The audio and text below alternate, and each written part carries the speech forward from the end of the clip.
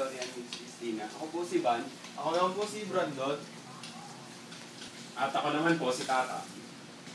Kami pong tatlo ay mga estudyante sa De La Salle pa, kumukuha ng kursong Bachelor of Science and Tourism at nasa ikatlong taon kami ng aming pag-aaral. Kami po ay lubos na nagpapasalamat sa inyong pag-unlak sa aming pag-aanyaya na kayo ay aming makapanayan.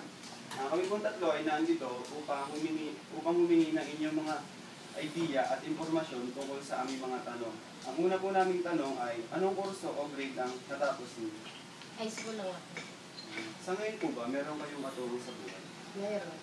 Ano po ang kanyang trabaho upang masustentuhan ang inyong iba pang pangangailangan? Sa construction. Bakit po ba sa ngayon ay nahihirapan kayo sa inyong sitwasyon na walang trabaho? Maaari niyo po bang isalaysay sa amin ang inyong hinayin tungkol sa inyong sitwasyon ngayon? Mahal kasi ang bilihin ngayon, kaya mahirap talaga pag walang trabaho. Ang ikalawa po naming katanungan kailan po kayo huling nagtrabaho at saan? 1996 sa Quezon City. Ano pong edad ninyo nang mag-umpisa po kayong pumasok sa hanap buhay? 23. Ano pong klaseng hanap buhay ang naumpisahan ninyo nung nasa edad 23 pa po? Sa factory worker. Sa Dalisay Sur.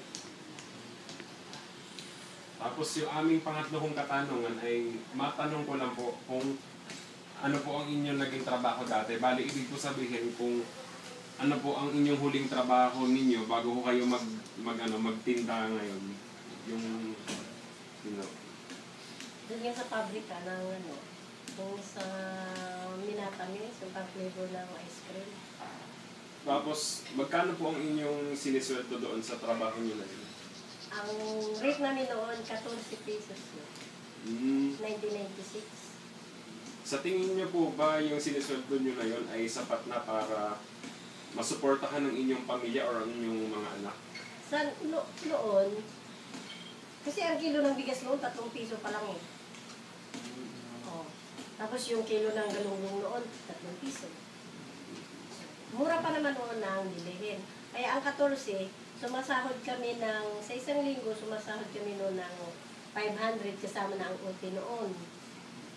Oh, mas malaki naman kung sa noon, sa panahon na yun, malaki yun. Pero sa ngayon, Ang namin po ikaapat na tanong ay, bakit niyo po ngayon pinili na huwag muna magtrabaho? Sa ngayon po. kung magtatrabaho sa mga malaking kumpanya, hindi naman ako doon dahil wala na ako natapos na course. Tapos yung ikalima po namin katanungan, may plano pa po ba kayong magtrabaho ulit? Wala nang pag-asa, matanda na ako. Yung pagtatrabaho ko na lang, hindi yung pagtinda-tinda na lang dyan sa construction. Nasa bahay lang po kayo? Nasa bahay lang. Sa bahay lang po. May iba po ba kayong uri ng pagkakakitaan na, for example po, yung sari-sari pang sa inyo po? Minsan, nagsa-sideline ng may unsale. Sideline. Sa direct selling. Hanggang dito na lang po yung aming katanungan sa inyo. Sorry.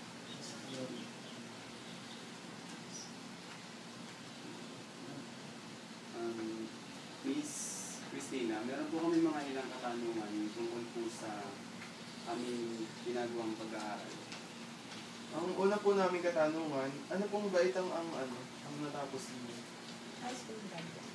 Ang anong in what year po? 2008, 2009. 2000. Saan pong paaralan kayo nag-aaral? Sa Fernando Urbis National High School. Nung sunod ko pong katanungan, may plano pa po ba kayong ituloy at tapusin ng pag-aaral niyo? Oo, ngayong next year. Bala ko rin sana kasi medyo umiidad, yung hirap pumasok sa mga company. May age limit kasi tayo dito sa bansa natin. Kaya mahirap mag-factory kung ma-reach na yung age limit na hinahanap.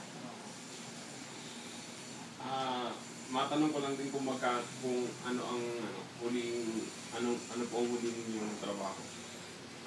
Katatapos ko lang sa Toshiba Company. Mag, sa Luzon. magkano rin po ang sinisweldo niyo doon sa trabaho niyo? Kasi dahil sa Laguna rate, ano siya, 337 siya. Pero mag-rate ka ng 374 kasama ang meal allowance at saka nakalimutan ko yung isa pang additional na 1250 itong para sa ano. Kasama na Oo, basta 374 siya, walang ko. Sige. Sa ngayon po, paano po kayo nakatulong sa inyong ina upang masustentuhan pa ang iba pang pangangailangan? Sa ngayon, kakatapos ko lang kasi ng kontrata ko sa company. Medyo yun, tumutulong-tulong na lang ako sa kanya sa pagtitin.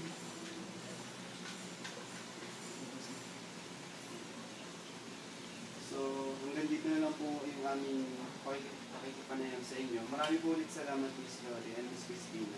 Maraming salamat po sa mahalagang oras na ibinigay ninyo. Salamat po. Maraming salamat din po at marami po kaming natutunan sa inyong pagbabahagi sa amin ngayong araw na ito.